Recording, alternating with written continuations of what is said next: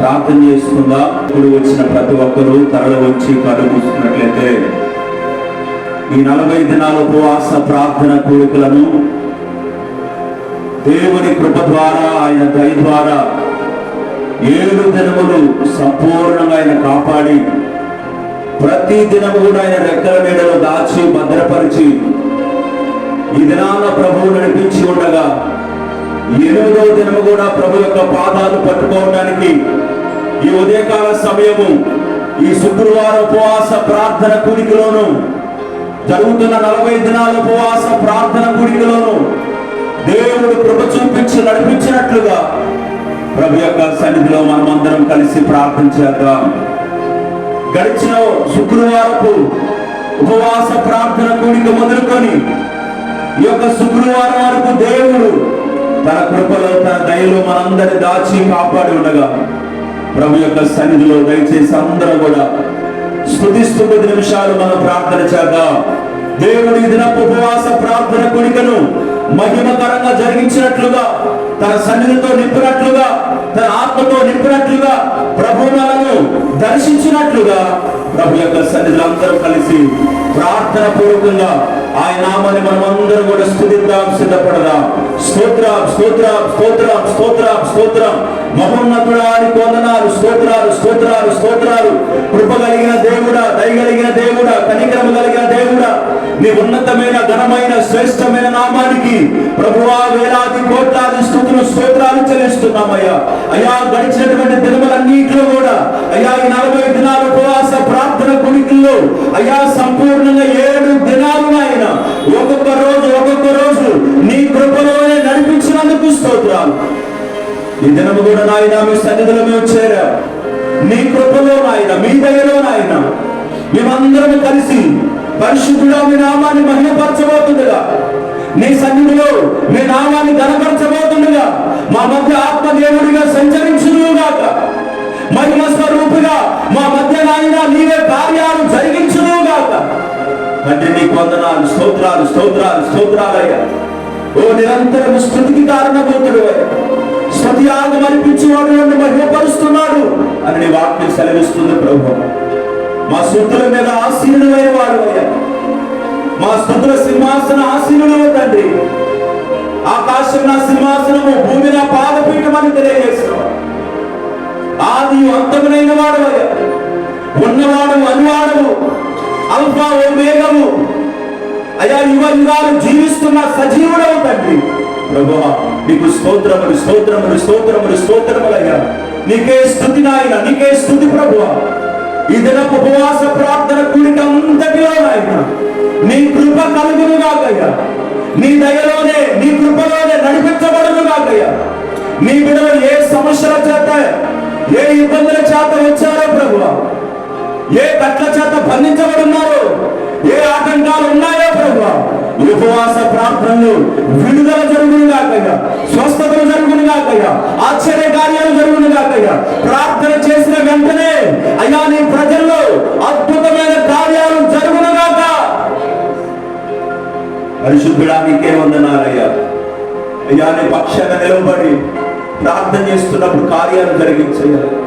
అపోస్తుల వాడుకున్న దేవుడు అయ్యా, ఆది అపోస్తుల్లో, ఆదిమ సంఘములో జరిగించిన అద్భుతాలు ప్రభు, మహత్కార్యాలు ఆయన, సూచక్రియలయ్యా, ఆశ్చర్య కార్యాలు తండ్రి ఈ కాలంలో కూడా జరుగునుగాకయ్యా, ఈ దినము కూడా జరుగునుగాక. మీరే జరిగించి ఈ దినపు కూడిక అంతటిలో కూడా మేడగదిలోకి దిగి వచ్చిన పరిశుద్ధాత్ముడా, హోలీ స్పిరిట్ మీరు మమ్మల్ని దర్శించయ్యా, మమ్మల్ని సర్వ సత్యమేద నడిపించు. మా శక్తి చేతనైనను, మా బలము చేతనైనను కాక, నీ ఆత్మ ద్వారా నీవు నడిపించబడును కాక. ప్రభు ప్రతి ఒక్కరిని మీరు నడిపించుకోమని, ఇంకా రావాల్సిన వారందరూ కూడా మీరు తోడుకురమ్మని, మీరు కలిసి పాటల్లోను, ప్రార్థనలోను, స్తుతుల్లోను కలిసి మీ నామాన్ని మహిమపరచడానికి, కలిసి మీ సన్నిధిని అనుభవించడానికి ప్రభువా మీరే కృప చూపండి. ప్రతి ఒక్కరి స్వరాన్ని ముట్టి నీ నామ ఘనత కొరకు మీరు వాడుకుందురుగాక. ప్రభు విస్తారమైన అంశాలు ఉన్నాయి, అనేకుల గురించి విస్తారంగా ప్రార్థన చేయాలి నాయన. కృపచూపయ్యా. ఆ శక్తిని, ప్రార్థన ఆత్మను ఇక్కడ మీరు దయచేయుదురుగాక. ఈ ఉపవాస ప్రార్థనలో అయ్యా కన్నీటి ఆత్మ, రోదన చేసే ఆత్మ, ప్రార్థన ఆత్మ, భారము కలిగిన ఆత్మ, మెలుకోగలిగి ప్రార్థన చేసే, విసుగగా ప్రార్థన చేసే, అత్యాసక్తితో ప్రార్థన చేసే కృప కలుగునుగాకయ్యా, అభిషేకము కలుగునుగాక.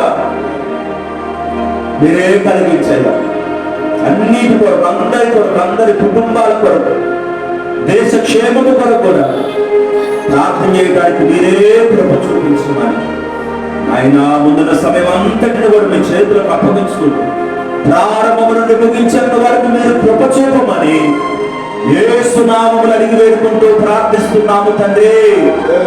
ఆమేన్. దేవునికి స్తోత్రం. మీ అందరికి వందనాలు. కొన్ని పాటలు పాడుకొని ప్రభు నామాన్ని మహిమపరచుకుందాం. పాడుతున్నప్పుడు అందరూ కూడా చప్పట్లు కొడుతూ ప్రభు యొక్క నామాన్ని కనపరుచుకుందాం. దేవునికి స్తోత్రం. హోసన్న పాఠ్య పుస్తకాల నుండి నీ ప్రేమ నాలో మధురమైనదన్న పాట పాడి కనపరుచుకుందాం. నీ ప్రేమ నాలో మధురమైనది, అది నా ఊహకందని క్షేమ శిఖరము. నీ ప్రేమ నాలో మధురమైనది, అది నా ఊహకందని క్షేమ శిఖరము. ఏరి కోరుకున్నావు ప్రేమ చూపి నన్ను, పరవశించినాడు మహిమ పరకు నిన్ను. ఏరి కోరుకున్నావు ప్రేమ చూపి నన్ను, పరవశించినాడు మహిమ పరకు నిన్ను. సర్వకృపానిధి నీవు, సర్వాధికారివి నీవు, సత్య స్వరూపివి నీవు, ఆరాధించును నిన్నే. నీ ప్రేమ నాలో మధురమైనది, అది నా ఊహకందని క్షేమ శిఖరము. చెప్పగలదా? చేరితి నిన్నే విరిగిన మనసుతో కాదనలేదే నా మనవులు నీవు. చేరితి నిన్నే విరిగిన మనసుతో కాదనలేదే నా మనవులు నీవు. హృదయం నిండిన గానం నన్ను నడిపే ప్రేమ కావ్యం, నిరతము నాలో నీవే చెరగని దివ్య రూపం. హృదయం నిండిన గానం నన్ను నడిపే ప్రేమ కావ్యం, నిరతము నాలో నీవే చెరగని దివ్య రూపం. ఇది నీ బాహుబంధాల అనుబంధమ తేజో విరాజా. స్తుతి మహిమలు నీకే నా యేసు రాజా, ఆరాధన నీకే తేజో విరాజా. స్తుతి మహిమలు నీకే నా యేసు రాజా, ఆరాధన నీకే. నీ ప్రేమ నాలో మధురమైనది, అది నా ఊహకందని క్షేమ శిఖరము. నీ ప్రేమ నాలో మధురమైనది, అది నా ఊహకందని క్షేమ శిఖరము. చెప్పగలరా? నా ప్రతి పదములో జీవము నీవే, నా ప్రతి అడుగులో విజయము నీవే. నా ప్రతి పదములో జీవము నీవే, నా ప్రతి అడుగులో విజయము నీవే. ఎన్నడు విడువని ప్రేమ నిన్ను చేరే క్షణము రాదా, నీడగా నాతో నిలచే నీ కృపయే నాకు చాలును. ఎన్నడు విడువని ప్రేమ నిన్ను చేరే క్షణము రాదా, నీడగా నాలో నిలచే నీ కృపయే నాకు చాలు. ఇది నీ ప్రేమ కురిపించు హేమంతమా తేజో విరాజా. స్తుతి మహిమలు నీకే నా యేసు రాజా, ఆరాధన నీకే.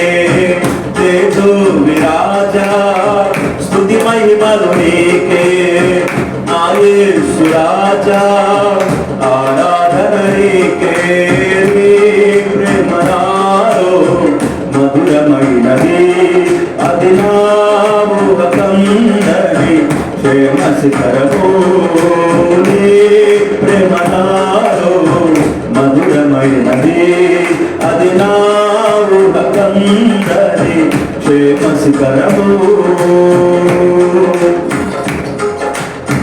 నీ సింహాసనము నన్ను చేర్చుటకు సిలువను మోయుట నేర్పించితివి నీ సింహాసనము నన్ను చేర్చుటకు సిలువను మోయుట నేర్పించితివి కొండలు లోయలు దాటే మహిమాత్మతో నింపినావు దయగల ఆత్మతో నింపి సమభూమిపై నడిపినావు కొండలు లోయలు దాటే మహిమాత్మతో నింపినావు దయగల ఆత్మతో నింపి సమభూమిపై నడిపినావు ఇది నీ ఆత్మ బంధము సంకేతము తేజో విరాజా స్తుతి మహిమలు నీకే నా యేసు రాజా ఆరాధన నీకే తేజో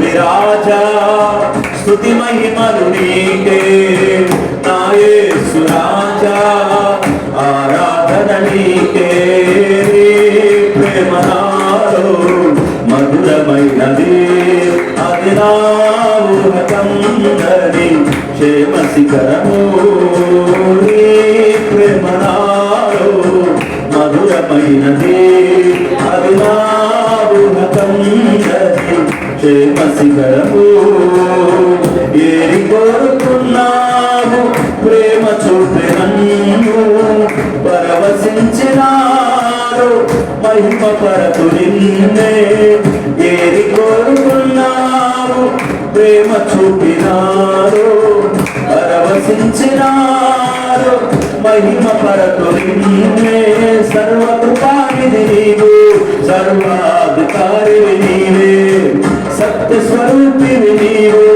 ఆరాధింతును నిన్నే సర్వకృపానిధి నీవు సర్వాధికారివి నీవు సత్య స్వరూపివి నీవు ఆరాధింతును నిన్నే ప్రేమ నాలో మధురమైనది అది నా ఊహకందని క్షేమ శిఖరము నీ ప్రేమ నాలో మధురమైనది అది నా ఊహకందని క్షేమ శిఖరము హల్లెలూయా హల్లెలూయా స్తోత్రం మరికొన్ని పాటలు పాడుకొని ప్రభు నామాన్ని మనం పిలుచుకుందాం నేను వెళ్ళే మార్గము నా యేసుకే తెలియును నేను వెళ్ళే మార్గము నా యేసుకే తెలియును సోలింపబడి నా మీదట నేను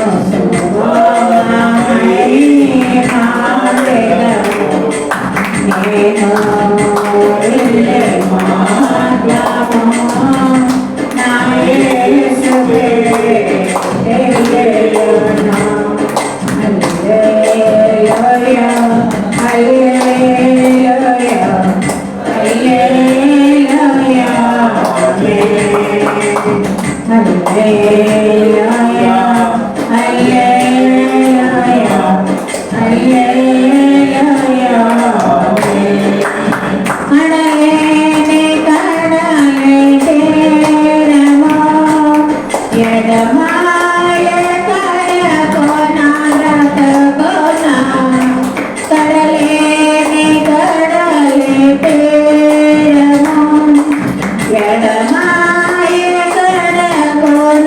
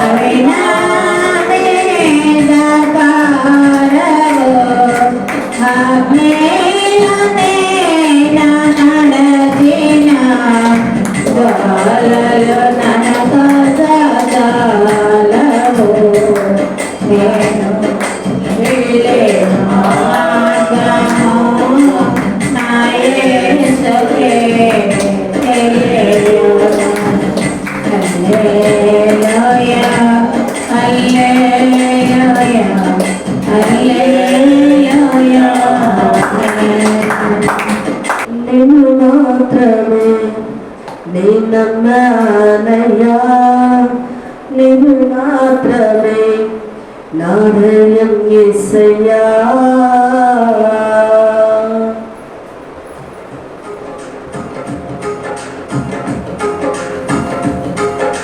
నిన్ను మాత్రమే నమ్మానయ్యా, నిన్ను మాత్రమే నా ధైర్యం యేసయ్యా.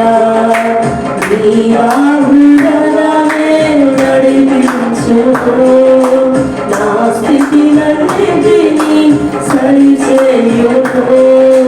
నీ ఆహ్వానమే నడిపించు, నా స్థితినన్నిటినీ సరిచేయును. కృప చూపువాడవయ్యా నీ పిల్లలకు, కృప చూపువాడవయ్యా, కృప చూపువాడవయ్యా నీ పిల్లలకు, కృప చూపువాడవయ్యా.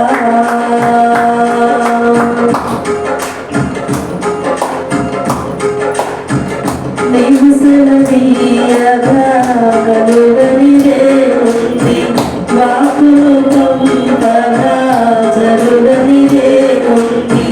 నీవు సెలవీయగా కలుగనిదే ఉంది, వాకు పంపగా జరుగనిదే ఉంది. సకలము నీదేనయ్యా శ్రీమంతుడా, స్తుతి నీకు పాడెదనయ్యా. సకలము నీదేనయ్యా శ్రీమంతుడా, స్తుతి నీకు పాడెదనయ్యా. సమకూర్చువాడవయ్యా నీ పిల్లలకు, సమకూర్చువాడవయ్యా, సమకూర్చువాడవయ్యా నీ పిల్లలకు, సమకూర్చువాడవయ్యా. నిన్ను మాత్రమే నమ్మానయ్యా, నీవు మాత్రమే నా ధైర్యం యేసయ్యా.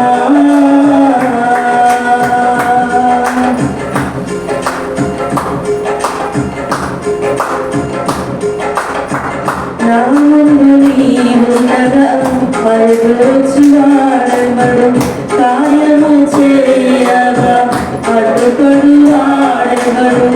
నా ముందు నీవుండగా పరిగెత్తువాడెవడు, కార్యము చేయగా అడ్డుపడు వాడెవడు. యుద్ధము నీదేనయ్యా సూర్యుడా, ముందుకు సాగెదనయ్యా. యుద్ధము నీదేనయ్యా సూర్యుడా, ముందుకు సాగెదనయ్యా. జయమిచ్చువాడవయ్యా నీ పిల్లలకు, జయమిచ్చువాడవయ్యా, జయమిచ్చువాడవయ్యా నీ పిల్లలకు, జయమిచ్చువాడవయ్యా. మాత్రమే నమ్మానయ్యా, నీవు మాత్రమే నా ధైర్యం యేసయ్యా. నీవు మాత్రమే నమ్మానయ్యా, నీవు మాత్రమే నా ధైర్యం యేసయ్యా.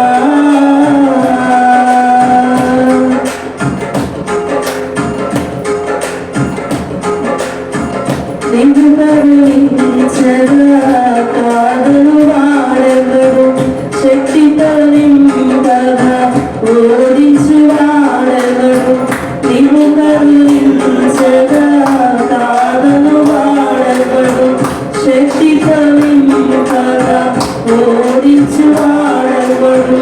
సాయము నీదేనయ్యా సహాయకుడా, నీలో దాగెదనయ్యా.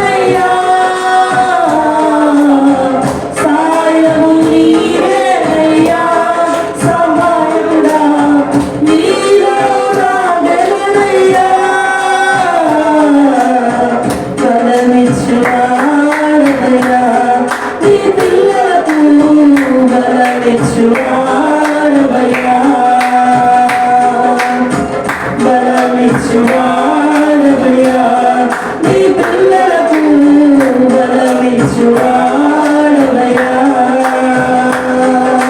నీవు మాత్రమే నేనన్నాడయ్యా నీవు మాత్రమే నా ధైర్యం యేసయ్యా నీవు మాత్రమే నేనన్నాడయ్యా నీవు మాత్రమే నా ధైర్యం యేసయ్యా నీ బాహుబలమే నడిపించును నా స్థితిలన్నిటినీ సరిచేయును నీ బాహుబలమే నడిపించును నా స్థితిలన్నిటినీ సరిచేయును కృప చూపువాడవయ్యా ఈ పిల్లలకు కృప చూపువాడవయ్యా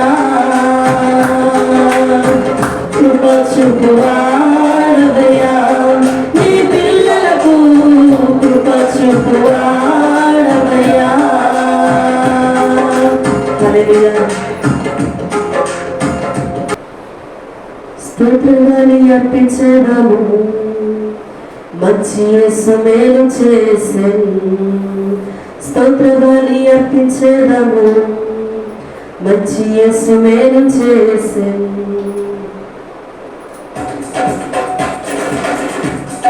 స్తోత్రాన్ని అర్పించదము మంచి యేసు మేలు చేసెను చేసెను మేలులెన్నో చేసెను మేలులెన్నో పాడి పాడి పాడి పాడి తండ్రి స్తోత్రం దేవా స్తోత్రం తండ్రి స్తోత్రం దేవా స్తోత్రం స్తోత్రాన్ని అర్పించెదము మంచి యేసు మేలు చేసెను స్తోత్రాన్ని అర్పించెదము మంచి యేసు మేలు చేసెను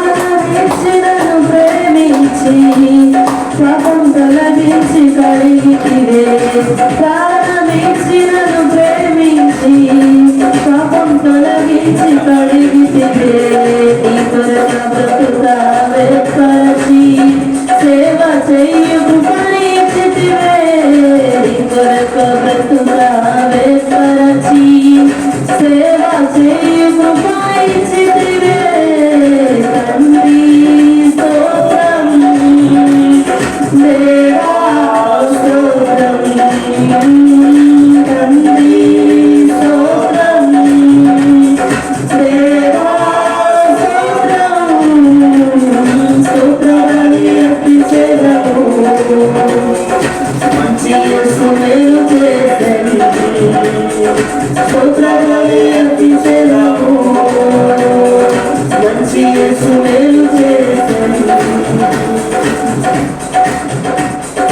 గొప్ప స్వరముతో మొరపెట్టి సిలువ రక్తమును కాచితివే గొప్ప స్వరముతో మొరపెట్టి సిలువ రక్తమును కాచితివే రక్తకోటలను కాచుకుని శత్రురాకుండా కాచితివే తండ్రి స్తోత్రం దేవా స్తోత్రం తండ్రి స్తోత్రం దేవా స్తోత్రం స్తోత్రాన్ని అర్పించెదము మంచి యేసు మేలు చేసెను స్తోత్రాన్ని అర్పించెదము మంచి యేసు మేలు చేసెను చూసే కన్నులు ఇచ్చితివి పాడే పెదవులు ఇచ్చితివి చూసే కన్నులు ఇచ్చితివి పాడే పెదవులు ఇచ్చితివి కష్టించే చేతులు ఇచ్చితివి పరిగెత్తే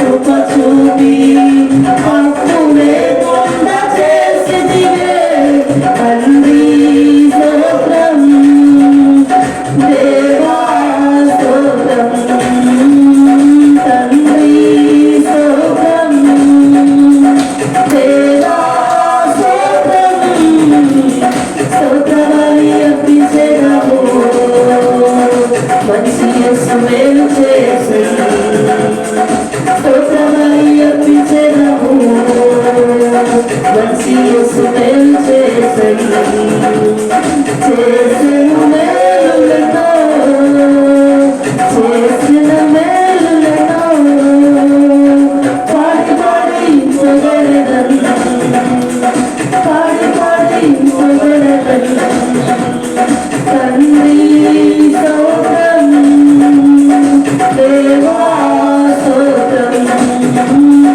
తండ్రి స్తోత్రం దేవా స్తోత్రం స్తోత్రబలి అర్పించెదము మంచి యేసు మేలు చేసెను స్తోత్రబలి అర్పించెదము మంచి యేసు మేలు చేసెను హల్లెలూయా.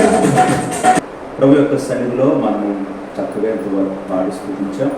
వాక్యం కొరకు ఒక చిన్న ప్రార్థన చేసుకున్నాం. కళ్ళు మూసుకున్నట్లయితే దేవుడు వాక్యం ద్వారా మనతో మాట్లాడినట్లుగా ఈ ఉపవాస ప్రార్థనలో ప్రభు మనం దర్శించి మరి దేవుడి కృప చూపించి నడిపించి చక్కని వాక్యం ద్వారా ప్రభు ఈ దినము దర్శించినట్లుగా అందరం కూడా కళ్ళు మూసుకుందాం.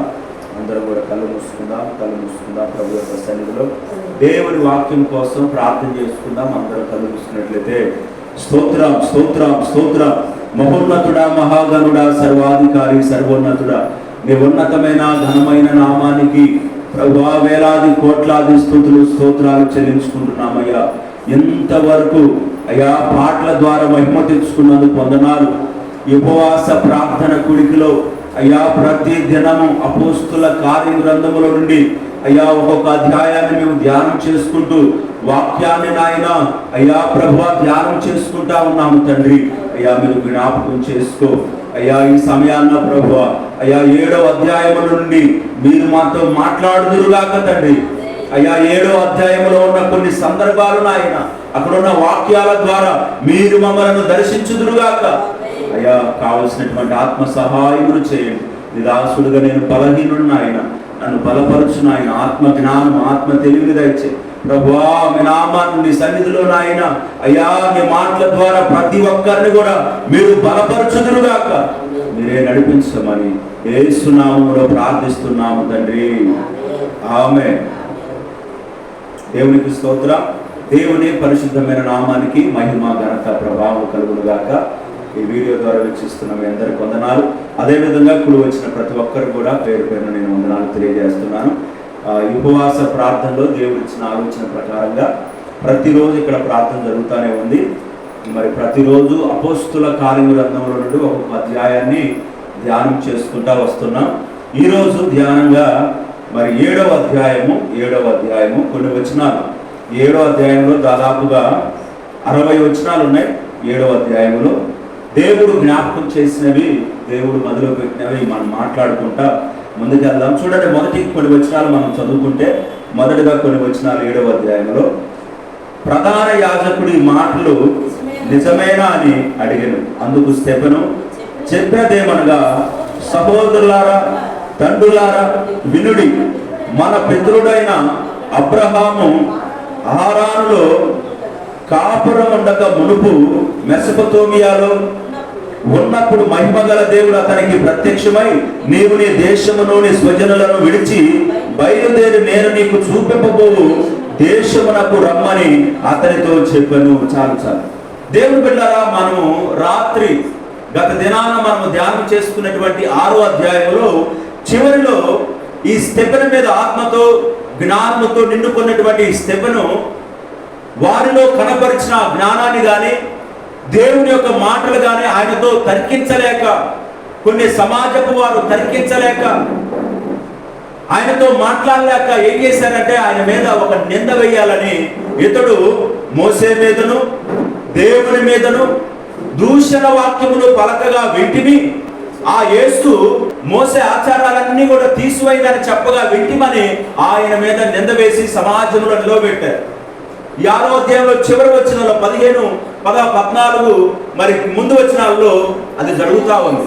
అయితే ఈ 7వ అధ్యాయములో దాని కంటిన్యూషన్ గా 7వ అధ్యాయములో దాని కొనసాగింపుగా ప్రధాన యాజకుడు అది నిజమేనా అని అడుగుతున్నాడు. మనకి 6వ అధ్యాయంలో ఆ సందర్భం ఆయన అడిగినట్లుగా లేదు. వారు చూచారు, ఆయన ముఖము దేవుని దూత వలె, దేవదూత వలె మరి ఉన్నట్లుగా వారికి కనబడింది. అయితే దేవుని బిడ్డలారా, ఈ 7వ వచనంలో ప్రధాన యాజకుడు అడుగుతున్నాడు, వారు చెప్పింది నీ మీద వారు వేస్తున్నటువంటి మాట అది నిజమైనా అని అడుగుతుంటే, ఈ యొక్క స్టెఫెను దేని గురించి జ్ఞాపకం చేస్తున్నాడంటే, తండ్రులారా, అయ్యలారా, ఇవి ఒక సందర్భాన్ని జ్ఞాపకం చేసుకోండి. ఆ సందర్భం ఏంటంటే అబ్రహాము గురించి. ఎవరా వ్యక్తి? అబ్రహాము ఎలాగైతే పిలువబడ్డాడో స్టెఫెను ఈ అధ్యాయం మొత్తంలో దేవుని బిడ్డలారా అబ్రహామును జ్ఞాపకం చేశాడు, ఇస్సాకును జ్ఞాపకం చేశాడు, యాకోబును జ్ఞాపకం చేసుకున్నాడు. యాకోబు యొక్క 12 గోత్ర కర్తలు, అందులో ఉన్నటువంటి యోసేపును, ముఖ్యంగా యోసేపు తర్వాత మోసే చేసినటువంటి కార్యాలు అవి జ్ఞాపకం చేసుకొని చివరిగా వారికి ఏం చేస్తాడంటే వారి చివరిగా కొన్ని మాటలు ధైర్యంగా చెప్తాడు. దేవుడు మొట్టమొదటిగా అబ్రహామును జ్ఞాపకం చేస్తున్నాడు. అబ్రహాం ఎలాగ పిలువబడ్డాడు మనందరికీ తెలుసు.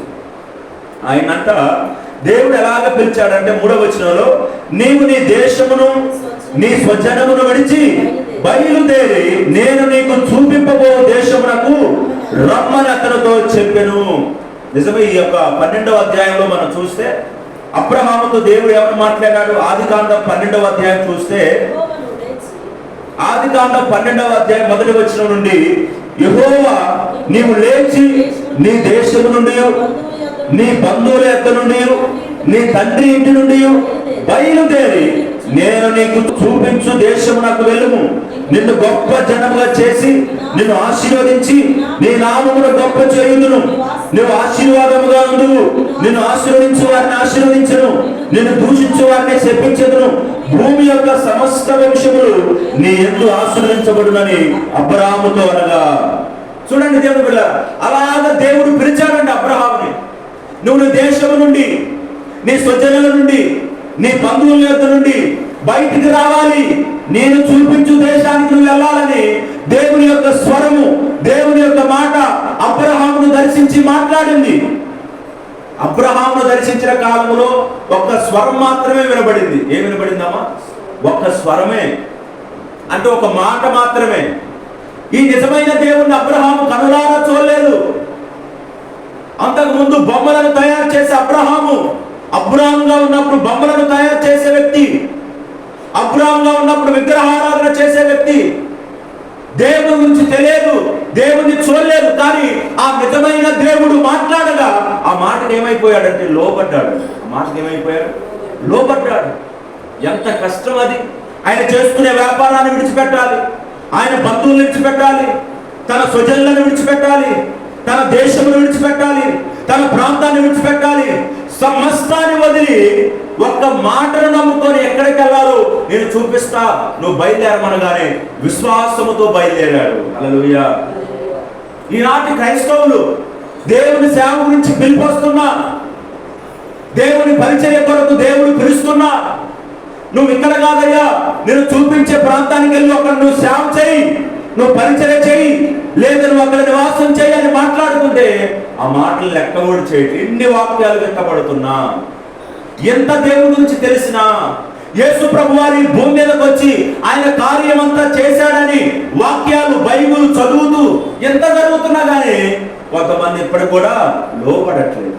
కానీ అబ్రహాం ఆ రోజు ఒక్క మాట, దేవునికి స్తోత్రం. అందుకనే దేవుని వాక్యములు ఏముందంటే, బలి అర్పించుట కంటే మాట వినుట శ్రేష్టమండి. మనం ఏదేదో చేసేదానికంటే దేవుడు మనతో మాట్లాడుతుంది, అది మనకు చేయటము, అది మనకి ధన్యత, అది శ్రేష్టము. అబ్రహాము లోబడ్డాడు, ఆ పిలుపుకి బయలుదేరాడు ఆయన చెప్పినట్లుగా. ఎక్కడికి వెళ్ళాలో తెలియదు, ఎటు వెళ్ళాలో తెలియదు, ఎక్కడ నివాసం ఉండాలో తెలియదు. నేను చూపించే దేశానికి వెళ్ళు, నిన్ను ఆశీర్వదించే వారిని ఆశీర్వదిస్తా, నిన్ను దూషించే వారిని నేను చెప్పిస్తాను, ఇదిగో నువ్వు ఆశీర్వాదముగా ముందుకు, నిన్ను గొప్ప జనంగా చేస్తానని దేవుడు ఏం చేశాడు? వాగ్దానం. బైబిల్ గ్రంథంలో మనకు వాగ్దానాలు ఉన్నాయి. బైబిల్ గ్రంథంలో దేవుడు వాగ్దానం చేస్తాడు, ఇదిగో ఫలానా సంవత్సరానికి, ఫలానా దినాన, ఫలానా రోజు నీకు ఇది చేస్తాను, నీకు ఇది నేను అనుగ్రహిస్తానని వాగ్దానం చేసే దేవుడు. మాట్లాడుతూ దేవుడు పిలుస్తున్నప్పుడు ఆ పిలుపును మనం లెక్క చేయకుండా ఉంటే చాలా నష్టపోతాం. రోజున సేవ పిలుపు చాలా మందికి వస్తున్నా దాన్ని లెక్క చేయట్లేదు. ఎందుకంటే వారు విడిచిపెట్టుకోవాలంటే భయమేస్తాము ముందు. మరి నేను ఎట్లా రావాలి, నాకు తిండి ఏంది, నాకు బట్టలేంది, నాకు ఇల్లు ఏంది? పిలిచిన దేవుడు అన్నీ ఇవ్వకుండా ఉంటాడమ్మా? చెప్పండి. పిలిచిన దేవుడు నమ్మదగిన వాడు కదా, పిలిచిన దేవుడు సమస్తాన్ని ఇచ్చేవాడు కదా, పిలిచిన దేవుడు తాను ఎక్కడికైతే రమ్మన్నాడు అక్కడికి వెళితే దేవుడు సమస్తాన్ని కలుగజేస్తాడు కదా.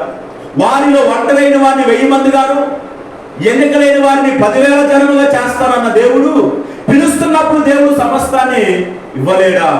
చూడండి, సృష్టిని దేవుడు ఎలా కలగజేశాడు. మొదటిగా దేవుడు మానవుని కలగజేశాడా, సృష్టిని కలగజేశాడా? సృష్టిని. ఎందుకు కలగజేశాడు? మొదటిగా మానవుని కలగజేస్తే మానవుడికి తినడానికి ఏది, ఎక్కడ ఉండాలి, మానవుడు ఎలా కలిగి ఉండాలి? దేవుడు సమస్తాన్ని ఇచ్చే దేవుడు కాబట్టి మొదటిగా సమస్తాన్ని 5 దినముల్లో దేవుడు వెళ్ళారు. 5 రోజుల్లో భూమిని, ఆకాశమును, పక్షులను, జంతువులను, కూరమొక్కలను, మరి పండ్లను, సమస్తాన్ని కూడా 5 రోజుల్లో కలగజేసి ఒక మానవుని మాత్రం తన చేతులతో 6వ రోజు ఆయన కలగజేసి 7వ రోజు ఆయన విశ్రాంతి తీసుకున్నాడు. విశ్రాంతి దినముగా చేశాడని మనకు తెలుసు. దేవుడు పిల్లలు, ఎందుకంటే మానవుడికి సమస్తం కావాలని దేవుడు ముందే మానవుడిని కలగజేయ ముందని అన్ని సిద్ధపరిచాడు. కాబట్టి దేవుడు ఎక్కడికైనా వెళ్ళమంటే, ఏదైనా చేయమంటే దాని వెనక దేవుడు కావలసినవన్నీ కూడా, దాని వెనక రావాల్సినవన్నీ కూడా, ఆయన చిత్తములన్నీ కూడా సమకూర్చబడి ఉంటాయి. మనం భయపడాల్సిన అవసరం లేదు. అయితే మనం తెగించి త్యాగం చేసి దేవుని పిలుపుకు లోబడి మనము ప్రయాణాన్ని ప్రారంభించడమే. ఏం చేయాలి చెప్పండి? మనము ప్రయాణాన్ని ప్రారంభించడమే, మనం ఒక అడుగు ముందుకు వేయటమే. మనం అడుగు ముందుకేసి ముందుకెళ్తా ఉన్నప్పుడు దేవుడు తన పని తాను కొనసాగింపు చేస్తాడు. దేవుడు ఆయన పని ఆయన చేస్తా ఉంటాడు. దేవుడు ఆయన పని ఆయన చేసి ఏదైతే వాగ్దానం ఇచ్చాడో ఆ వాగ్దానాన్ని మన పట్ల నెరవేరుస్తాడండి. ఇక్కడ స్టెఫెను అబ్రహామును జ్ఞాపకం చేస్తున్నాడు. ఆశ్చర్యంగా నిజమే, అబ్రహాము దేవుని నమ్మాడు కాబట్టి అది అతనికి ఏమైపోయిందంట? నీతిగా ఎంచబడింది. అబ్రహాము దేవుని నమ్మెను, అది అతనికి నీతిగా ఎంచబడెను అని దేవుని వాక్యము స్పష్టంగా తెలియజేస్తుందండి. దేవుని నమ్మటము, దేవుని యందు విశ్వాసం ఉంచటము, దేవుని యందు నిరీక్షణ ఉంచటము, దేవుని యందు దేవుని పిల్లల పూర్తి నమ్మకం ఉంచడం అనేది అది మనకి నీతిగా ఎంచబడింది. అలాగున అబ్రహాము గురించి ఈ స్టెఫెను జ్ఞాపకం చేస్తా ఉన్నాడు. తర్వాత ఇంకేం జ్ఞాపకం చేస్తున్నాడంటే, ఆ తర్వాత ఇస్సాకును గురించి కూడా జ్ఞాపకం చేస్తున్నాడు. మరి 7వ వచనాన్ని చదువుదాం. 7వ వచనం. మరియు దేవుడు ఏ జనమునకు వారు దాసులైందురో ఆ జనమును నేను విమర్శన చేయుదునని ఆ తర్వాత వారు వచ్చి ఈ చోట నన్ను సేవింతురని చెప్పారు. మరియు ఆయన సున్నతి విషయమై నిబంధన అతనికి అనుగ్రహించను.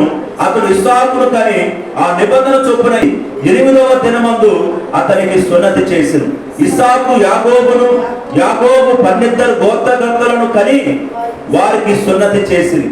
ఆ గోత్రకర్తలను మత్సరపడి యోసేపును ఐగుప్తులోనికి పోవుటకు అమ్మవేసిరి గాని దేవుడు అతనికి తోడే ఉండి అతని శ్రమలన్నింటిలో నుంచి తప్పించి దయము జ్ఞానమును ఐగుప్తు రాజైన ఫరో ఎదుట అతనికి అనుగ్రహించినందున ఫరో ఐగుప్తుకును తన ఇంటి కంతటికి అతని అధిపతిగా నియమించను. చాలు ఇక్కడ వరకు చూడండి. ఇక్కడ ఇస్సాకును జ్ఞాపకం చేశాడు.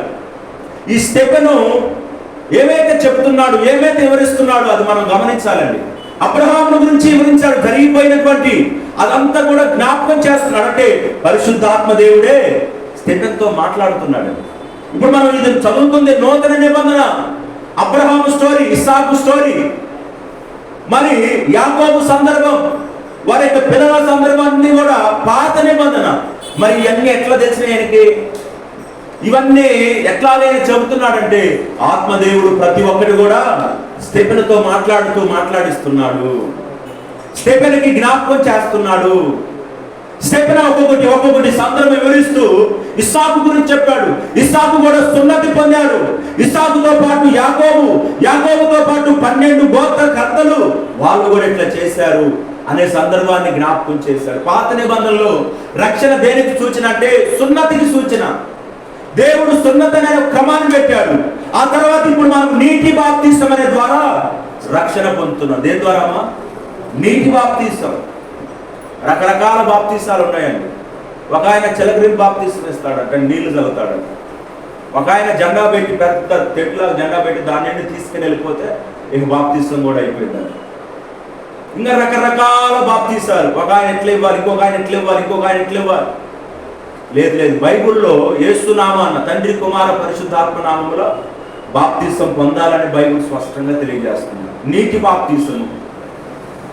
నీటి బాప్తిసం మారు మనసును పొంది పశ్చాత్తాపడి అప్పుడు బాప్తిసంలోకి రావాలి. ఇవేమి లేకుండా బాప్తిసం తీసుకుంటా సరి అయిన విధానం కాదు. పశ్చాత్తాపం, మారు మనసు అవన్నీ వచ్చి దేవుని గురించినటువంటి లోతైన అనుభవం వచ్చిన తర్వాత అప్పుడు బాప్తిసం అంటే దేవునిలోకి పూర్తిగా మారి ఆయన బిడ్డగా మార్చబడి సంఘములో ఒక వ్యక్తిగా చేర్చబడటం. అది దేవుని బిడ్డల అలాగిన వారు సున్నతి పొందారు. సున్నతి పొందిన తర్వాత ఈ 12 గోత్రకర్తలు, యాకోబు 12 మందిని కన్నాడు కదా, వాళ్ళు 12 గోత్రాలుగా మారిపోయారు. అందులో దేవుని బిడ్డలారా ఒక వ్యక్తి ఎవరంటే యోసేపు. ఎవరమ్మా? యోసేపు. మనం జ్ఞాపకం చేసుకోవాల్సిన వ్యక్తి కూడా యోసేపే. ఇప్పుడు అన్నదమ్ముళ్ళు అంతమంది ఉన్నా ఎక్కువగా మనం వినే వాక్యం ఎవరి గురించి? యోసేపు గురించే. వాళ్ళ గురించి ఆ సందర్భం కొద్దిగా పాస్టర్లు అయిన ఎవరైనా చెప్పేది. ఎందుకంటే యోసేపు అంతగా దేవుని ఎదుట నడుచుకున్నాడు, అంతగా శ్రమపడిన దేవుని ఎదుట ఉన్నాడు, అంత కష్టపడిన దేవునితో కొనసాగాడు. అందుకని యోసేపు ఎవరితో పోల్చబడ్డాడంటే యేసు ప్రభుతో పోల్చబడ్డాడు. ఎవరితో పోల్చబడ్డాడు? యోసేపు జీవితము, యేసు ప్రభు జీవితం మనకి మాదిరిగా పోల్చబడతా ఉన్నాయి. దేవుని బిడ్డలారా చూడండి, యోసేపు అంట. ఇక యోసేపు సందర్భంలో జ్ఞాపకం చేసుకుందాం. యోసేపును ఐగుప్తులోనికి పోవుటకు అమ్మివేసిన గాని దేవుడు అతనికి తోడే ఉండి అతని శ్రమలన్నింటిలో నుండి తప్పించి ఏం చేశాడంట? శ్రమలన్నింటిలో నుండి తప్పించాడు. నీతిమంతుని కలుగు ఆపదలు అనేకములు, కానీ వాటన్నింటిలో నుంచి దేవుడు ఏం చేస్తాడు? విడిపిస్తాడు. నీతిమంతుడి కండి ఈ రోజున మన జీవితం ఎట్లా పడితే అట్లుంటే ఏ కష్టం ఉండదు, ఏ బాధ ఉండదు, రకరకాలుగా మనం జీవించవచ్చు. కానీ నీతిగా యథార్థంగా బ్రతికే వాడికి, యథార్థంగా జీవిస్తున్న వాడికి శ్రమగా, కష్టముగా, ఇబ్బందులుగా బంధువుల నుండి, రక్త సంబంధికుల నుంచి, అయిన వారి నుండి రకరకాల ఇబ్బందులు వస్తాయి. ఎందుకంటే ఇతడు నీతిగా జీవిస్తున్నాడు కాబట్టి, అన్నింటిలో పాలు పొందడు కాబట్టి. దేవుని బిడ్డలారా అలాగున యోసేపును కూడా అమ్మివేశారు. ఏం చేశారు? అమ్మివేశారు. శ్రమల పాలైపోయాడు, ఇబ్బందులు పడతా ఉన్నాడు. ఐగుప్తు దేశంలో ఒక బానిసగా, అంటే ఒక పని చేసే వ్యక్తిగా తీసుకెళ్లిపోయారు. ఐగుప్తు దేశంలో ఒక పని చేసే వ్యక్తిగా తీసుకెళ్లిపోయారు. తీసుకెళ్ళిన ఆ పోతిఫర్ ఆయన ఇంట్లో పెట్టుకున్నాడు. అది పని చేయమని చెప్పాడు. అన్ని పనులు చేసుకుంటా నమ్మకంగా ఇంట్లో ఉన్నాడు. అందరిని వదిలిపెట్టుకోవడం కష్టమే కదా. అన్నలను, కుటుంబాన్ని అన్ని వదులుకొని మరి అక్కడ ఇంట్లో పనోడైపోయాడు. ఆ పని చేసే వ్యక్తిగా అయిపోయి అట్లాగా పనిచేస్తా ఉంటే దేవుడు ఏం చేశాడంటే అట్లాంటి యోసేపు గంట చూడండి 39వ అధ్యాయం ఆదికాండం 2వ వచనం చదివితే, ఆదికాండం 39వ అధ్యాయం 2వ వచనాన్ని మనం చదువుకుందాం. 2వ వచనం, యెహోవా యోసేపునకు తోడే ఉండిన కనుక అతడు వర్ధిల్లుచు తన యజమానుడకు ఆ ఐగుప్తుని ఎంట నుండెను. యెహోవా అతనికి తోడే ఉండిననియు అతను చేయనదంతయు అతని చేతిలో యెహోవా సఫలము చేసినని అతని యజమానుడు చూచినప్పుడు యోసేపు మీద అతనికి కటాక్షం కలిగను కనుక అతని యొద్ద పరిచయం చేయవాడాయను. చూడండి దేవుడు బిడ్డలారా, అతని యొద్ద పరిచయం చేసే ఒక వ్యక్తిగా మారిపోయాడు. రెండోది ఆయన ఇంటి మీద విచారణకర్తగా మారిపోయాడు. ఇంటి మీద ఏమైపోయాడు? ఈ పోతిఫర్ అనే ఒక అధికారి ఉన్నాడు, ఒక ఆయన ఉన్నాడు. ఆయన ఏంటంటే ఆయన దగ్గర చాలా దాసాదాసీలు ఉన్నారు. పని చేసేవారు ఉన్నారు. ఆయనలో ఒకరు ఈ యొక్క యోసేపు. అయితే యోసేపు కంటే యెహోవా తోడే ఉండటానికి కారణాన్ని బట్టి యోసేపు వర్ధిల్లుతున్నాడంట, యోసేపు దీవించబడుతున్నాడంట, యోసేపు ఆశీర్వదించబడుతున్నాడు. యోసేపు వర్ధిల్లుటమే కాదు, దేవుని బిడ్డలారా ఏం చేస్తున్నాడు దేవుడు? తనను బట్టి తన యజమానుడకు ఆ ఐగుప్తునీయులను దేవుడు దీవిస్తున్నాడు. ఏం చేస్తున్నాడు దేవుడు? యోసేపును బట్టి యెహోవా యోసేపుకు తోడే ఉండడు కనుక అతడు వర్ధిల్లుచు తన యజమానుడు ఐగుప్తునీయులను ఉండెను. అదేవిధంగా అతనిని బట్టి దేవుడు బిడ్డారా, ఈ యోసేపును బట్టి ఆ ఇల్లంతా కూడా ఏం చేయబడుతుందంటే దీవించబడుతుందట. ఏం చేయబడుతుందమ్మా? దేవుడి బిడ్డ ఎక్కడుంటే అక్కడ దేవుడి దీవెన ఉంటుందండి. దైవజనులు దేవుడి బిడ్డలు ఏ ఇంట్లో అడుగు పెడతారో ఆ ఇంటికి ఏమొచ్చిందంటే దేవుడు తన కృపను తన దీవెనను పంపుతారు. మీరు అడుగుపెట్టు ప్రతి స్థలాన్ని నీకు ఇస్తాను, ఆశీర్వదిస్తానన్నారు దేవుడు. దైవ సన్నిధితో దేవుడు బిడ్డారు. యోసేపు ఆ ఇంట్లో ఉంటే ఆ ఇల్లంతా ఏం చేయబడుతుందంటే వర్ధిల్లుతుందట. యజమానుడు గమనించాడు, ఇతను రాకముందు ఒకలాగుంది, ఇతను వచ్చిన తర్వాత ఇతడు నా ఇంటికి రాకముందు మేము ఒకలాగున్నాము, ఇతడు మా ఇంటికి వచ్చిన తర్వాత మా ఇల్లు చక్కగా దీవించబడుతుంది, మేమందరం కూడా దీవించబడుతున్నాం గనుక ఇతను ఒక అధికారిగా పెట్టాలని కొంత స్టెప్ బై స్టెప్ పనివాడి దగ్గర నుండి ఇంటి పైన విచారణకర్తగా ఏమి ఉందో లేదో, ఇంట్లో ఏమి ఉంది ఏమీ లేదనేది మొత్తం చూసుకునేది ఎవరికా? యోసేపు. ఇంట్లో ఏం కావాలి, ఎలాంటి పరిస్థితులు అన్ని చూసుకోవడానికి యోసేపుకు ఆ అధికారం వచ్చేసింది. దేవుడు బిడ్డలారా అట్లాగా ఇంకా ఎన్నో శ్రమలు పడ్డాడు. ఎట్లాగైతే యోసేపు నమ్మకంగా ఉన్నాడో అన్ని విధాలుగా పోతిఫర్ భార్య పాపం చేయనమన్నప్పుడు పాపం చేయకుండా ఆమె నుండి తప్పించుకొని పోయిన తర్వాత ఇంకా శ్రమల పాలు నింద వేసి ఆయన జైల్లో పెట్టడం, జైల్లో మగ్గిపోయి కొంతకాలం జైల్లో ఉండగా జైల్లో కూడా యెహోవా అతనికి తోడే ఉండి అతన్ని కాపాడు. ఆ తర్వాత దేవుడు బిడ్డలారా ఇంకేం చేశాడంటే దేవుడు ఈ యొక్క అపోస్తల కార్యగ్రంథంలో రాయబడుతున్న ఆ తర్వాత దేవుడు ఏం చేశాడంటే 10వ వచనంలో 7వ అధ్యాయం 10వ వచనంలో దయను జ్ఞానమును ఐగుప్తు రాజు ఫరో అతనికి అనుగ్రహించినందున ఫరో ఐగుప్తుకును తన ఇంటి అంతటికి అతని అధిపతిగా నియమించను. మొదటగానేమో అది కొనుక్కున్నటువంటి వ్యక్తి, అతని పేరు పోతిఫర్. ఐగుప్తు దేశానికి తీసుకెళ్ళి ఆ ఇంట్లో పెడితే ఆ ఇల్లు దీవించబడింది. ఆ తర్వాత ఇతను ఎక్కడికి వెళ్ళిపోయాడంటే ఈ యొక్క చెరసాల్లోకి వెళ్ళిపోయాడు. ఆ చెరసాలకు వెళ్ళిపోయి ఆ నుంచి బయటకు వచ్చి రాజు కలిగిన కళ చెప్తాడు. ఆ కళ చెప్పిన తర్వాత దాని భావం చెప్పిన తర్వాత ఇతను కనపరిచిన జ్ఞానము, ఇతను కనపరిచిన దైవ శక్తిని వారు గమనించి తన ఎందుకు దయ కలిగి ఏం చేశారంటే దేవుని బిడ్డలారా ఫరో ఏం చేస్తాడంటే ఐగుప్తుకును తన ఇంటికి అంతటికి అతన్ని అధిపతిగా నియమించను. చూసారా, ఎక్కడున్న వ్యక్తి ఎక్కడ దాకా వెళ్ళిపోయాడు. ఎక్కడో గుంటలో పడినటువంటి ఆ జీవితం యోసేపుది. గుంటలో పడి అన్నలు కొడుతున్నటువంటి యోసేపును ఇక ఎందుకులే చంపటం అని ఒక పెద్ద ఆయనకి అన్నదమ్ముల్లోనే చంపొద్దులేరా అమ్మి వేద్దామంటే అమ్మి వేస్తే అక్కడి నుండి బానిసగా ఏమైపోయాడు? ఇప్పుడు ఆ దేశాన్ని ఏలే అధిపతిగా అయిపోయాడు. దేవునికి స్తోత్రం. ఏమైపోయాడమ్మా? దేశాన్ని ఏలే,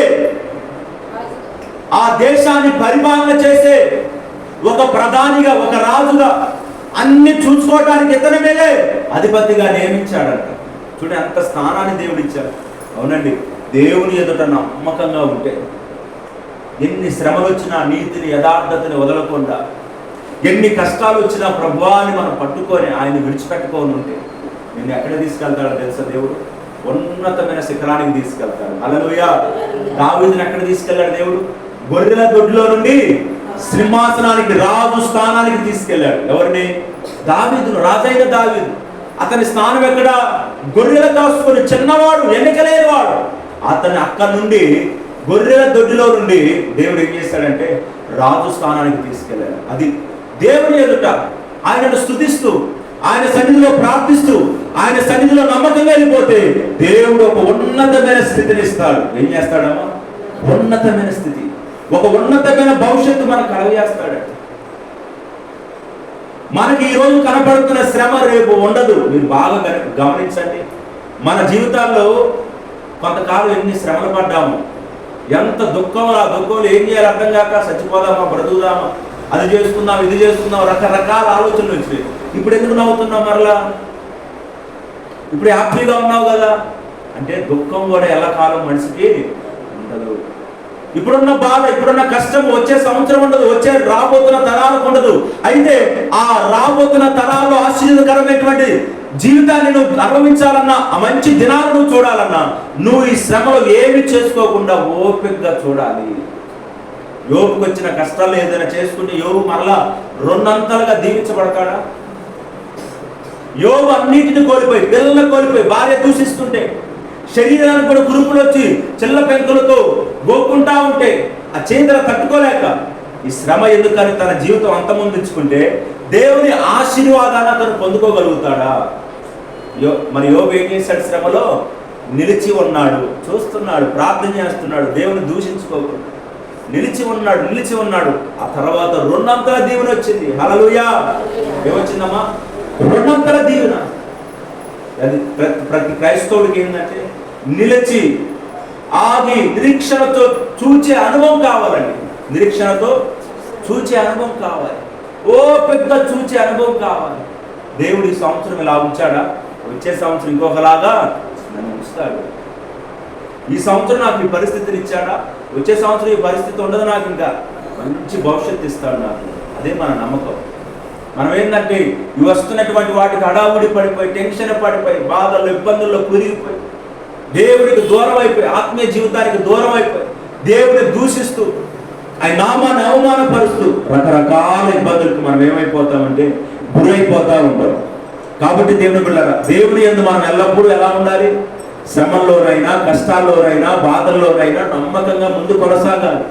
శ్రమ రాగానే తొలగిపోతే నీ భక్తి ఏం భక్తి? అది ఆధారం లేదు నీ భక్తికి.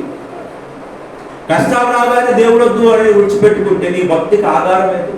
మనిషి అంటేనే ఏ నమ్మకంలో ఉన్నా, ఏ భక్తిలో ఉన్నా, ఏ మతంలో ఉన్నా కష్టాలు, శ్రమలు అన్నీ వస్తున్నాయి కదా. వారు విడిచిపెట్టుకొని ఆ దేవుడిని నువ్వు మాత్రం ఎందుకు విడిచిపెట్టుకున్నావు? యేసు ప్రభు. వారికి తెలియదు నిజమైన దేవుడిని నమ్ముకున్నావని, కానీ నీకు తెలుసు నిజమైన దేవుడు యేసు ప్రభు దేవుడు. నీకు తెలుసు నిజమైన రక్షకుడు ఆయనే, ప్రాణం పెట్టిన దేవుడు అని. కాకపోతే దేవుడు మనకు ఓర్పు లేక అపవాదికి అవకాశం ఇచ్చి తొలగిపోతా ఉంటాం, తప్పిపోతా ఉంటాం, దేవుడి నుంచి బయటకు వస్తూ ఉంటాం. కానీ ఆ రోజు యోసేపును దేవుడు ఏం చేస్తాడో చెప్పరా? ఆ రాజ్యానికి, ఆ దేశానికి అధిపతిగా ఆ రాజే నియమించాడంట. దేవుడికి స్తోత్ర. అధిపతిగా దేవుడు ఆ స్థానంలోకి తీసుకెళ్ళాడంట, అధికారిగా. కాబట్టి అట్టి యోసేపును కూడా ఈ స్థెప్పును జ్ఞాపకం చేస్తున్నాడు. మరొక సందర్భం ఏంటంటే దేవుని బిడ్డలారా, అయితే దేవుడు అబ్రహామునకు అనుగ్రహించిన వాగ్దాన కాలము సమీపించినది కొలది ప్రజలు ఐగుప్తులో విస్తారముగా వృద్ధి పొందిరి. తుదకు యోసేపును ఎరగని వేరొక రాజు ఐగుప్తు నేలను ఆరంభించను. ఇది ఈ సందర్భం కోసం. మొత్తానికి యోసేపు ఎక్కడున్నాడు? ఐగుప్తులో ఉన్నాడు. యోసేపుతో పాటు తన తండ్రి ఐగుప్తులో, ఈ కాలంలో కరువు రాగా, ఈ కరువు కాలంలో బ్రతకడానికి వీళ్ళందరూ కూడా ఐగుప్తుకు వస్తే తాను యోసేపు ఏం చేశాడో పరిచయం చేసుకున్నాడు. అయ్యా, మీరు నా అన్నలు, నేను నీ తమ్ముణ్ణి, మీరు నా అన్నలు, భయపడకండి, మీకు ధాన్యం ఇస్తాను, తండ్రి బాగున్నాడా, నాన్నగారు బాగున్నారా, పలకరించుకొని, ఇదిగో యోసేపు బ్రతికే ఉన్నాడు, యోసేపు మన తమ్ముడు, ఇదిగో ఐగుప్తును వెళ్తున్నాడని తెలుసుకొని ఇక యాకోబు కూడా సంతోషంగా 75 మందితో వచ్చాడంట. ఎంతమందితో అమ్మా? 75 మందితో. 75 మందితో ఐగుప్తు దేశంలో అడుగుపెట్టగా వారు అలాగ కొనసాగుతూ అక్కడే ఉంటున్నారు. ఐగుప్తు రాజు కూడా, ఫరో కూడా యోసేపు కుటుంబం ఇదా అని ఆయన కూడా తెలుసుకున్నాడు. తెలుసుకున్న తర్వాత ఏమైందంటే ఆయన కాలం ముగించబడింది. ఎవరిది? ఫరోది కాలం ముగించబడిన తర్వాత యోసేపు ఎరగని రాజు మరలా ఐగుప్తుని ఏలటం ప్రారంభించాడు. ఐగుప్తును యోసేపు ఎరగని రాజు ఐగుప్తును ఏలుతున్నాడు. అంతకు ముందున్న రాజుకు యోసేపును గురించినటువంటి గొప్పతనము, యోసేపు వారి యొక్క కుటుంబం అన్నీ తెలుసు. కానీ యోసేపును ఎరగని రాజు వచ్చాడు కదా. ఇశ్రాయేలు ప్రజలు కూడా దేవుడు ఏం చేస్తున్నాడంటే ఇక దీవిస్తా ఉన్నాడంటే, ఏం చేస్తున్నాడు చెప్పండి అమ్మా? వారి సంఖ్య దీవించబడతా ఉంది, వారి సంఖ్య ఆశీర్వదించబడతా ఉంది. అందుకనే పిల్లలు పుట్టగానే చంపాలని ఒక నియమం పెట్టారు. పిల్లలు పుట్టగానే చంపాలి, వారు వద్దవద్దు, ఇంకా వారి సంఖ్య పెరగొద్దు. అని అలాంటి పరిస్థితి వచ్చింది. ఇజ్రాయెల్ మాత్రం పెరుగుతానే ఉన్నారు. మనకు తెలుసు నిర్గమకాండంలో ఆ సందర్భం అంతా మనం చూస్తాం. వారిని ఎంత అణిచివేయాలని చూసినా, ఎట్టి శ్రమల వారి మీద పెట్టినా వారి సంతానము వృద్ధవుతానే ఉంది, పెరుగుతానే ఉంది. మోసే పుట్టాడు. ఎవరు పుట్టారమ్మా? చూడండి, మోసే అంటే మోసే గురించి రాయబడతా ఉంది. 18 వచ్చింది. ఇతడు మన వంశస్థుల ఎడల కపటముగా ప్రవర్తించి తమ శిష్యులు బ్రతుకకుండా వారిని బయట పారవేయవలనని మన పితరులను బాధపెట్టిన ఆ కాలమందు మోసే పుట్టిన అతడు దివ్య సుందరుడై తన తండ్రి ఇంట 3 నెలలు పెంచబడిను. ఆ తర్వాత అతడు బయట పారవేయబడినప్పుడు ఫరో కుమార్తె అతన్ని తీసుకొని తన కుమారునిగా పెంచుకొనెను. మోసే ఐగుప్తీయుల సకల విద్యలను అభ్యసించి మాటలు ఎందును కార్యములు ఎందును ప్రవీణుడాయి ఉండెను. స్తోత్రం, హల్లెలూయా. చూసారా దేవుని బిడ్డలారా, శిశువులు పుట్టిన వారు అందరూ కూడా బయట పారవేస్తున్నారు, అంటే చంపివేస్తున్నారు బయటేసి. అలాంటి సమయంలో 3 నెలలు తండ్రి ఇంట పెరిగినటువంటి ఈ మోసే మొత్తానికి కాపాడబడి ఫరో కుమార్తె దగ్గరికి తీసుకురాబడ్డాడు. ఫరో కుమార్తెకి ఈ బిడ్డ నచ్చిపోయాడు. ఈ బిడ్డ ఇష్టపడి ఆమె పెంచుకోవడం ప్రారంభించింది. ఎక్కడ? తన ఇంట్లో. మోసేను ఫరో కుమార్తె కుమారుడుగా మోసే ఏం చేశాడంటే పెరిగాడు. హల్లెలూయా. పెంచబడ్డాడు. పెంచబడతో పాటు ఎదిగాడు. ఎదగతో పాటు దేవుని బిడ్డలారా, మోసే ఐగుప్తీయుల సకల విద్యలను అభ్యసించి మాటలు ఎందును కార్యములు ఎందును ప్రవీణుడై ఉండెను. మాటలు ఎందు కార్యములు ఎందు సకల విద్యలు అన్ని కూడా నేర్చుకొని ఎదిగాడు. అప్పటికి 40 సంవత్సరాలు వచ్చాయి. ఎన్ని సంవత్సరాలమ్మా? 40 సంవత్సరాలు మోసే. ఈ 40 సంవత్సరాల్లో మోసే ఇక ఏం చేస్తున్నాడంటే, నా ప్రజల్ని ఎలాగైనా రక్షించాలి. నా ప్రజలను, ఆయన ప్రజలు ఎవరు? ఇజ్రాయేల్ ప్రజలు. ఐగుప్తులో ఇంకా వారిని బాధపెడతా ఉన్నారు కదా. నా ప్రజల్ని ఎలాగైనా రక్షించాలని అనుకున్నటువంటి ఒక మోసే దేవుని బిడ్డలారా, ఒకసారంట చూడండి, 23వ వచనం చదువుదాం. 23వ వచనం. అతనికి 40 ఏండ్లు నిండవచ్చినప్పుడు ఇశ్రాయేలైన తన సహోదరులను చూడవలన బుద్ధి పుట్టెను. అప్పుడు వారిలో ఒకడు అన్యాయం అనుభవించిన అతను చూచి వారిని రక్షించి బాధపడిన వారి పక్షమున ఐగుప్తుని చంపి ప్రతీకారం చేసెను. తన ద్వారా తన సహోదరులకు దేవుడు రక్షణ దయచేయుచున్న సంగతి వారు గ్రహింతురని అతడు తలంచిన గాని వారు గ్రహింపరైరి. చూసారా, తన ప్రజల దగ్గరకు వచ్చి చూస్తే తన ప్రజలు ఒక సందర్భంలో ఒక వ్యక్తి చేత శ్రమ పెట్టబడుతున్నారు, బాధపరచబడుతున్నారు. ఆ సందర్భాన్ని చూసిన మోసే తట్టుకోలేక అతన్ని రక్షించి ఇతను నా ప్రజలు కదా, దేవుని ప్రజలు కదా అని ఏం చేశాడంటే ఆ ఐగుప్తుని చంపి పాతి పెట్టేశాడు. చంపి ఏం చేశాడు? పాతి పెట్టి ఇక వాడి పక్షాన, వాళ్ళ ప్రజల పక్షాన మాట్లాడి అతనికి సహాయం చేశారు కదా. వాళ్ళందరూ గుర్తెరుగుతారు అనుకున్నారంట. అంటే దేవుడు నన్ను ఒక నాయకుడిగా ఎంచుకుంటాడు, ఈ ఐగుప్తుల నుంచి ఈ ప్రజలను విడిపిస్తారేమో, రక్షిస్తాడేమో అని నన్ను ఒక నాయకుడిగా ఎంచుకున్నారని గుర్తెరుగుతారేమో అనుకున్నాడు. కానీ వారు మాత్రము గుర్తెరగలేదు. వాళ్ళకి ఈ యొక్క మోసే గురించినటువంటి విలువ అర్థం కావట్లేదు దేవుని బిడ్డలారా. అలాగ ఉంటే మరొక సందర్భంలో మరొక వ్యక్తి అలాగనే చేస్తా ఉంటే అతని దగ్గరకు వచ్చి ఎందుకు ఇలాగ చేస్తున్నావు అనగానే అతను ఏమంటాడంటే దేవుని బిడ్డలారా చూడండి, 27వ వచనం చదువుదాం. 27వ వచనం. ఆయనను తన పొరుగువానికి అన్యాయము చేసిన వాడు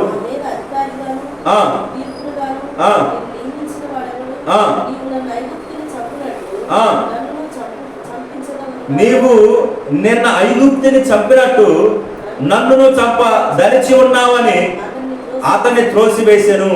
మోసే ఆ మాట విని పారిపోయి మిద్యాను దేశములో పరదేశీ ఉండి అక్కడ 2 కుమారులను కనెను.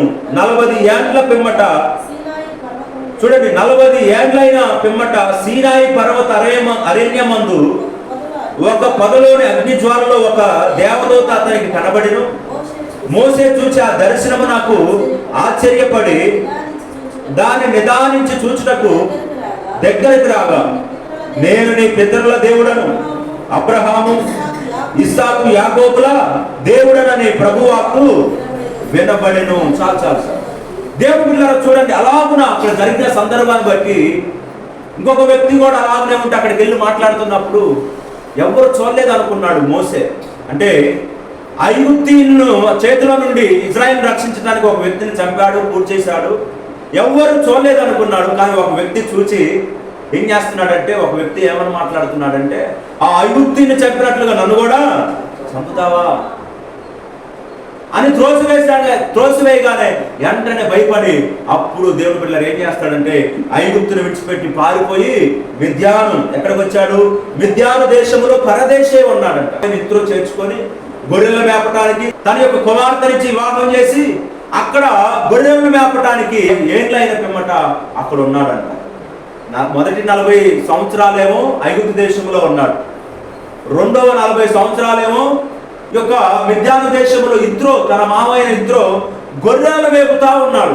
ఏం మేపుతా ఉన్నాడమ్మా? గొర్రెలను మేపుతా ఉన్నాడు. గొర్రెలను మేపుకుంటూ అట్లా వెళ్ళిపోతా ఉంటే దేవుని బిడ్డలారా మొత్తానికి ఏం జరిగిందంటే 40 ఏళ్ళైన పిమ్మట సీనాయి పర్వతం మీద ఒక పొదలో అగ్ని జ్వాలలో ఒక దేవదూత అతనికి కనబడెను.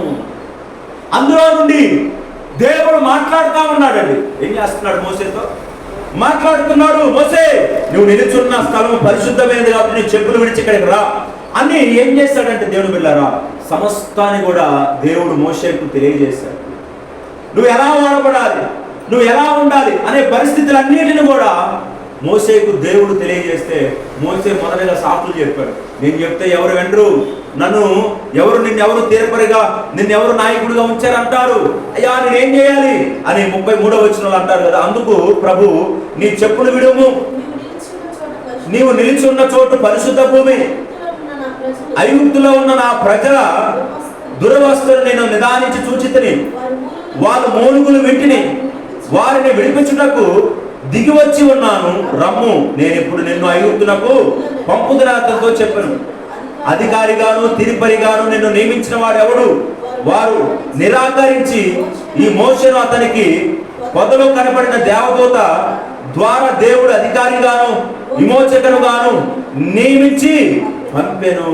హల్లెలూయా. ఏం చేశాడంటే దేవుడు అధికారిగాను విమోచకునిగాను నియమించి ఐగుప్తు దేశానికి వెళ్ళు, నిన్ను ఒక విమోచకుడుగా లేదా ఒక నాయకుడిగా అక్కడికి నేను పంపుతున్నాను. నా ప్రజలను నువ్వు విమోచించాలి. ఏం చేయాలి? ప్రజలను చెప్పండి అమ్మా, విమోచించాలి, విడిపించాలి. నా ప్రజలను నువ్వు విడిపించాలి మోసే. కాబట్టి నువ్వు ఐగుప్తు దేశానికి వెళ్ళని మొత్తానికి మాట్లాడి అహరోను సిద్ధపరిచి దేవుడు బిడ్డలారా మోసే ఏం చేస్తాడంటే ఐగుప్తు దేశానికి పంపుతాడు.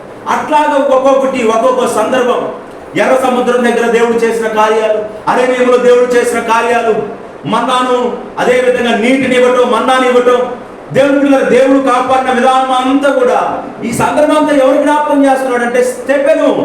ఎవరమ్మా? స్టెఫెను మాట్లాడుతూ ఉన్నాడు. ఈ మాటలన్నీ కూడా స్టెఫెను మరి దేవుని పిల్లలు మాట్లాడుతూ ఉన్నాడు. అప్పుడు చివరికి అన్ని సందర్భాలు జ్ఞాపకం చేసి ఇక చివరిగా మనం ముగించుకుందాం. చూడండి 51వ వచనం నుండి 60 వరకు చదువుకుందాం. చివరిగా అన్ని జ్ఞాపకం చేశాడు. అబ్రహాం గురించి, ఇస్సాకు గురించి, యాకోబు గురించి, యోసేపు గురించి, మోసే గురించి జ్ఞాపకం చేసి చివరిగా ఏమంటాడు 51వ వచనంలో? ముస్కరులారా, హృదయములను చెవులను దేవుని వాక్యములకు లోబడి నల్లని వారులారా, మీ పితరుల వారి మీరును ఎల్లప్పుడూ పరిశుద్ధాత్మను ఎదిరించున్నారు. మీ పితరులు ప్రవక్తలను ఎవరిని హింసింపక ఉండిరి. ఆ నీతిమంతుని రాకను గురించి ముందుగా తెలిపిన వారిని చంపిరి. అయినను మీరు ఇప్పుడు అప్పగించి హత్య చేసిన వారైతే దేవదూతల ద్వారా నియమించబడిన ధర్మశాస్త్రమును మీరు పొందిందరు కానీ దాన్ని గైకొనలేదని చెప్పాను. చూశారా దేవుని బిడ్డలారా? ఇక వారిని బిగ్గరగా గద్దించి చెబుతున్నాడు. ముస్కర్లారా, లోబడినొల్లని ప్రజలారా, ఇదిగో మీరు ఇలాంటి వారు. ఎలాంటి వారు అంటే వాళ్ళు పరిశుద్ధాత్మను ఎదిరిస్తున్నారు. పరిశుద్ధాత్మ దేవుని ఏం చేస్తున్నారంట? ఎదిరిస్తున్నారండి. ఈ రోజున పరిశుద్ధాత్మ దేవునికి ఎదిరించడం కానీ, ఆత్మదేవుడిని ఎగతాళి చేయటం కానీ అట్లా చేయకూడదు. ఆత్మదేవుడికి ఎగతాళి కానీ, పరిశుద్ధాత్మ దేవుని దూషిస్తే ఈ యుగమందును రాబోయే యుగమందు పాప క్షమాపణ లేదని దేవుని వాక్యం సెలవిస్తా ఉంది. ఆత్మను మనము ఆర్పకూడదండి. ఆత్మ కార్యాలు మనం చులకన చేయొద్దు. పరిశుద్ధాత్మ కార్యాల వైపు మనం చూచేవారుగా ఉండాలి. పరిశుద్ధాత్మ దేవుని కార్యాల వైపు చూచేవారుగా. పరిశుద్ధాత్మ దేవుని మీరు ఎదిరిస్తున్నారు. అదేవిధంగా క్రీస్తు రాకక ముందు నీతిమంతులు ఏం చేశారంటే, ప్రవక్తలు ప్రవచించగా వారిని మీరు చంపారు. ఏం చేశారు? ప్రవక్తలను చంపారు. యేసు గురించి అనేకమైన విషయాలు చెప్తా ఉంటే ప్రవక్తలు చంపబడ్డారు. అలాగనే దేవుడు వెళ్ళారా, మరి ఈ ఒక్కొక్క సందర్భం జ్ఞాపకం చేస్తూ ఈ యొక్క స్టెఫెను మాట్లాడుతూ ఉన్నాడు. ధైర్యంగా దేవుడు శక్తితో మాట్లాడుతున్నాడు. వాళ్ళేమో సభ ఎదుట నిలవబెడితే ఇతను ఏం చేస్తున్నాడు? పూర్వీకులందరినీ జ్ఞాపకం చేస్తున్నాడు, పెద్దలందరినీ జ్ఞాపకం చేస్తున్నాడు. ఎక్కడి నుండి? అబ్రహాము దగ్గర నుండి మోసే వరకు జ్ఞాపకం చేశాడు. మోసే వరకు జ్ఞాపకం చేసి ఆ తర్వాత వాళ్ళను కూడా హెచ్చరిస్తున్నాడు. ముస్కల్లారా, లోబడి నల్లని వారులారా. చూడండి ప్రజలు ఇప్పుడు ఎట్లా ఉన్నారు? లోబడని ప్రజల్లాగా ఉన్నారు. మంచికి లోబడట్లేదు, దైవ వాక్యానికి లోబడట్లేదు, పరిశుద్ధమైన క్రమానికి లోబడట్లేదు, లోబడి ప్రజలుగా ఉన్నారు. అందుకని దేవుని వాక్యం సెలవిస్తుంది. ఇదిగో దినమంతా కూడా లోబడని ప్రజల వైపు నా చేతులు చాపి ఉన్నాను. యేసు ప్రభు కూడా మాట్లాడుతున్నాడు. లోబడని ప్రజలారా, ఇదిగో నా చేతులు నేను చాపి ఉన్నాను. దేవుడు బిడ్డలారా అలాగ మాట్లాడి వారికి చెప్పగా ఇక వాళ్ళు ఏం చేస్తారంటే, మొత్తానికి చివరి మాటలు 54వ వచనంలో, వారి మాటలు విని కోపముతో మండిపడి అతని చూచి పండ్లు కొరికి, అయితే అతడు పరిశుద్ధాత్మతో నిండుకొనిన వాడై ఆకాశం వైపు తేరి చూచి దేవుని మహిమను యేసు దేవుని కుడిపార్శ్వమందు నిలిచి ఉండుట చూచి ఆకాశము తెరవబడుటయు మనుష్య కుమారుడు దేవుని కుడిపార్శ్వమందు నిలిచి ఉండుటయు చూచున్నానని చెప్పాడు. అప్పుడు వారు పెద్ద కేకలు వేసి చెవులు మూసుకొని ఏకముగా అతని మీద పడి పట్టణపు వెలుపలకు అతన్ని వెళ్ళగొట్టి రాళ్ళు రువి చంపిరి. సాక్షులు తగులనొక ఎవరుని పాదముల యొద్ద తమ వస్త్రములను పెట్టిరి. ప్రభువుని గురించి మొరపెట్టుచు, యేసు ప్రభువా నా ఆత్మను చేర్చుకోమని స్టెఫెను పలుకుచుండగా వారు అతని రాళ్లతో కొట్టిరి. అతడు మోకాలుని, ప్రభువా వారి మీద ఈ పాపం మోపకమని గొప్ప శబ్దంతో పలికెను. ఈ మాట పలికి నిద్రించెను. సౌలు అతని సావునకు సమ్మతించెను. చూడండి 54వ వచనం నుండి 60వ వచనం వరకు దేవుడు పిల్లరా ఆ ముందటి వచనాలన్నీ జ్ఞాపకం చేస్తూ వారిని కూడా హెచ్చరించినట్లుగా ధైర్యంగా మాట్లాడితే, వారికి ఎక్కర్లేని కోపముతో మండిపడి రాళ్ళు రువి వెలుపలకు తీసుకెళ్లిపోయి విడిచి రాళ్లతో కొట్టడం ప్రారంభించారు. రాళ్లతో కొడుతుంటే, హింసిస్తుంటే ఇదిగో పరలోకము తెరవబడుట యొక్క స్టెఫెను చూస్తున్నాడు. యేసు దేవుని కుడిపార్శ్వమందు నిలిచి ఉండుట చూచాడు. ఆ పరలోకపు దర్శనాన్ని పొందుకొని 57వ వచనంలో అప్పుడు వారు ఏం చేస్తున్నాడు? అప్పుడు వారు పెద్ద కేక వేసి చెవులు మూసుకొని ఏకముగా అతని మీద పడిరి. యేసు అనే మాట వారు తట్టుకోలేకపోతున్నారండి. యేసు అనే మాటలు, యేసుని గురించిన బోధ వారు చెవులు మూసుకొని ఏం చేస్తున్నారంటే దేవుడు పిల్లారా ఇంకా కోపం తెచ్చుకొని వినట్లేదు. చూడండి ఈరోజు యేసు ప్రభు గురించి చెబుతుంటే వింటున్నారా సరిగ్గా అమ్మా? యేసు ప్రభు గురించి చెబుతుంటే వింటున్నారా? రకరకాల మనుషులు యేసు అని చెప్తున్న వాడికి ఎక్కలేని బాధ, కష్టం వచ్చేస్తుంది.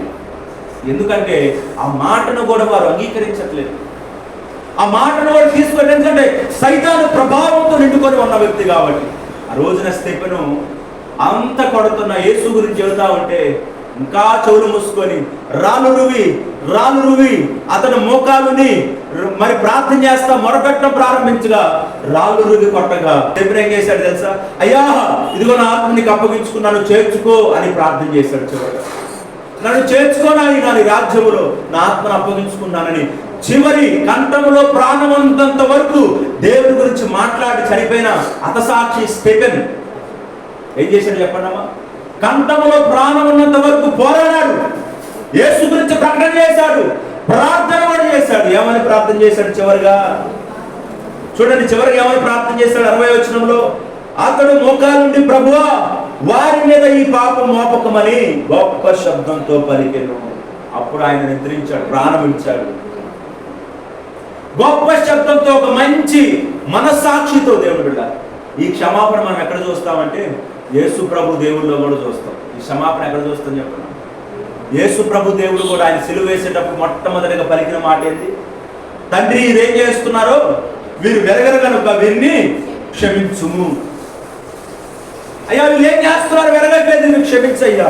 అదేవిధంగా స్టెఫెన్ కూడా అదే ప్రార్థన చేస్తున్నారు. వీళ్ళు ఏం చేస్తున్నారు, వీరు ఎరగట్లేదు అయ్యా, నన్ను చంపినా కానీ వీళ్ళు క్షమించయ్యా, క్షమించమని చివరి ప్రార్థన చేసి ప్రాణాలు విడిచిపెట్టాడండి. దేవుని బిడ్డలారా, ప్రతి క్రైస్తవునిలో ఒక క్షమాపణ, ఒక నిరీక్షణ, ఒక నమ్మకం ఉండాలండి. ఒక సరి అయిన భక్తి జీవితం ఉండాలండి. స్టెఫెను దేవుని కొరకు రోషముగా బ్రతికి దేవుని ఆత్మకార్యాలను చేసి, మహత్కార్యాలు చేసి, దేవుని గురించి రోషముగా ప్రకటన చేసి హతసాక్షి అయిపోయాడు. అలాగే మనం దేవుని కోసం ఎలా ఉండాలంటే రోషముగా ఉండాలి. ఎలా ఉండాలి చెప్పండి? రోషంగా ఉండాలి. పిరికివారంగా యేసు ప్రభువుని నమ్ముకొని ఉండటం కాదండి. యేసు ప్రభు గురించి నీకు తెలుసా? అయితే రోషంగానే బ్రతుకు, ధైర్యంగానే బ్రతుకు. నేను యేసు ప్రభువుని నమ్ముకున్నాను, నేను యేసు ప్రభు పెట్టాను. ఏం చెప్పుకోవాలి చెప్పండి?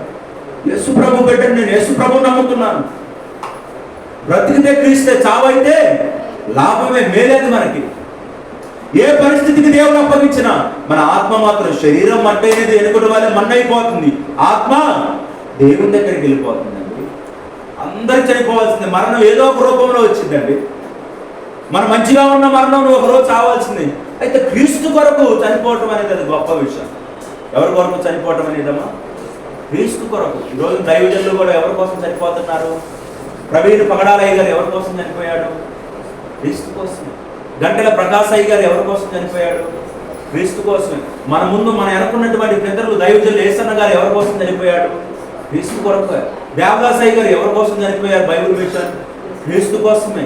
మరి భక్త సింగయ్య గారు ఎప్రోన్ మినిస్ట్రీ, భక్త సింగయ్య గారు ఎవరి కోసం చనిపోయాడు? క్రీస్తు కోసమే. మన పెద్దలు, మన దైవజనులు అందరూ కూడా యేసు ప్రభు కోసమే ప్రయాసపడ్డారు, యేసు ప్రభు సేవే చేశారు. వాళ్ళందరూ కూడా యేసు ప్రభు కొరకే మరణించారు. కాబట్టి స్టెఫెను వలె మనం ధైర్యంగా, స్టెఫెను వలె దేవుడు బిడ్డలారా ఒక బలమైన శక్తితో మనం ముందుకెళ్తే అలాగ ధైర్యంగా మనం కూడా వాడుకుంటారు. స్టెఫెను అబ్రహామును, ఇస్సాకును, యాకోబును, యోసేపును, మోసేను జ్ఞాపకం చేశాడు. అంటే ఇదంతా కూడా ఒక హిస్టరీ. అబ్రహాము కాలం తర్వాత తన కుమారుడు ఇస్సాకు వస్తాడు. ఇస్సాకు కుమారుడు ఎవరంటే యాకోబు. యాకోబు పుట్టిన పిల్లలు 12 మంది, వారు గోత్రకర్తలు.